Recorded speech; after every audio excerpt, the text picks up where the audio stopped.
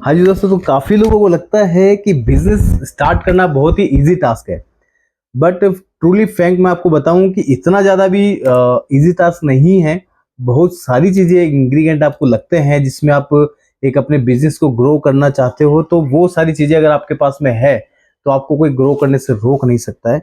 लेकिन आपने शॉप खोला या जो भी आपका बिज़नेस है, आपने ओपन तो कर लिया, लेकिन उसमें सर्वाइव करना क्या आप इसको मेंटेन कर पा रहे हो? तो कुछ-कुछ पॉइंट्स हम डिस्कस करेंगे जो आपको माइट बी कुछ हेल्पफुल हो आपकी जर्नी के लिए, क्योंकि बिज़नेस इज़ अ जर्नी। आप एक दिन का काम नहीं है, आपका लाइफ टाइम का काम है, ये पीढ़ियों का काम है। तो बिज़नेस स्टार्ट करना, उसको मेंटेन करना और धीरे-धीरे, धीरे-धीरे ग्रोथ में जाना, तो ये एक लॉन्ग टास्क रहने वाला है। तो कुछ पॉइंट्स ऐसे हैं जो हमने भी ऑब्ज़र्व करे हैं अपने कस्टमर के साथ में, और काफ़ी एक्सपीरियंस में हमें रहा कि इन चीज़ों को लेके भी लोगों को काफ़ी ज़्यादा इश्यूज़ होते हैं, बट वो उस पे फ़ोकस नहीं कर पाते और कहीं न कहीं पे सर्वाइव करने के लिए बहुत ज़्यादा उनको स्ट्रगल करना पड़ता है। तो इसी चीज़ को लेके कुछ पॉइंट्स हैं जो हमें मतलब सभी को थोड़ा-सा, जो व्यापार में लोग हैं, जो बिज़नेस कर रहे हैं या आगे चल के बिज़नेस करने वाले हैं, तो कुछ पॉइंट्स को नोट करके हम चलें तो मेरे हिसाब से बेहतर रहेगा। इसमें सबसे पहली चीज़ आती है कि एक बंदा सोचता है कि बिज़नेस करना है, सब कुछ मैं अकेला कर लूँगा। परचेज़िंग भी मैं कर लूँगा, सेल्स भी मैं कर लूँगा, मैनेजमेंट भी मैं कर लूँगा, सारी चीज़ें मैनेज कर लूँ। बट कहीं न कहीं आपको एक स्टाफ़ रखना चाहिए, साथ में कोई बंदा हो जो चीज़ों को, कुछ चीज़ें आप मैनेज करिए, कुछ चीज़ें वो मैनेज करे। तो it's a team work. Business अगर आपको बड़ा करना है तो टीम वर्क के बिना नहीं हो सकता है। तो अपनी एक अच्छी टीम जो साथ में ग्रोथ के लिए सोचते हों लोग, उन लोगों को ऐड करिए, तो वो एक बहुत अच्छा फैक्टर रह सकता है। दूसरा, अगर हम बात करें कि लोगों की कॉपी करना, मार्केट में किसी का शॉप है, वो अच्छा चल रहा है, कुछ कर रहा है, तो उसका हार्ड वर्क है, उसका क्या स्ट्रेटेजी है, उसने कौन-कौन से आर्टिकल भरे हैं, उसका रेट्स क्या है, उसकी परचेजिंग क्या है, वो सारी चीज़ें जाने बिना हम उसकी डायरेक्ट कॉपी नहीं कर सकते हैं।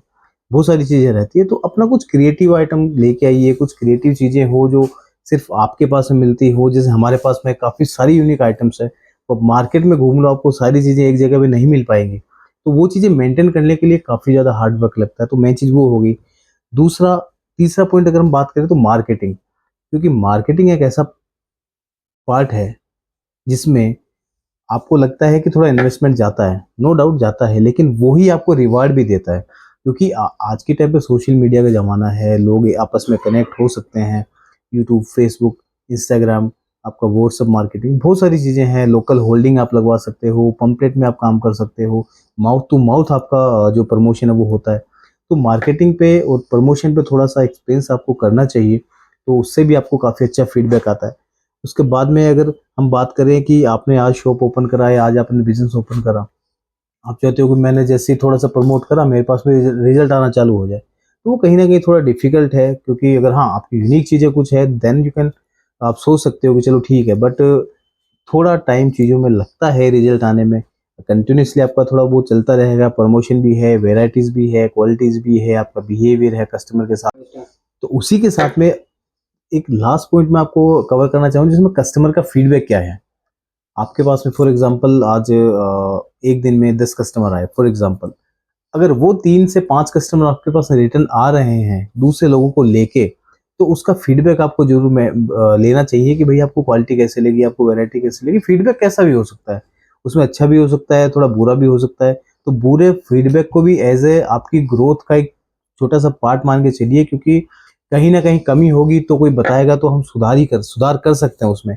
तो उसमें थोड़ा इम्प्रूवमेंट के लिए काम कीजिए। कोई बोलता जा रहा है कि भैया इसकी क्वालिटी अच्छी नहीं है, ये इसका कट कम है, कुछ है। तो वो चीज़ों पे भी थोड़ा फ़ोकस करिए, क्योंकि मेंटेन करना बहुत ज़रूरी है लोगों की रिक्वायरमेंट को, क्योंकि हम सर्विस प्रोवाइड करवा रहे हैं, उनको आइटम बेच रहे हैं, तो उनकी सारी चीज़ें हमें सोल्व करनी चाहिए। तो बिज़नेस इट्स अ जर्नी, यात्रा है, लंबे समय तक आपको काम करना है। तो मार्केट सर्च करिए, कौन-सा आइटम आप अच्छे से सेल आउट कर सकते हो, आपके लोकल एरिया में है, 1 दुकान से 2 दुकान, 2 से 4 आपको बढ़ाना है, तो थोड़े बहुत पॉइंट्स पे आपस में काम करना पड़ेगा। परचेजिंग आप करना चाहते हो दुपट्टे में, बुर्के में, नोज़ पीस, हिजाब वगैरह में, तो श्री बालाजी से आप जुड़ सकते हो। यहाँ पे आपको सारी चीज़ें बिल्कुल लेटेस्ट कलेक्शन बिल्कुल वाजिब रेट के अंदर मिलते हैं।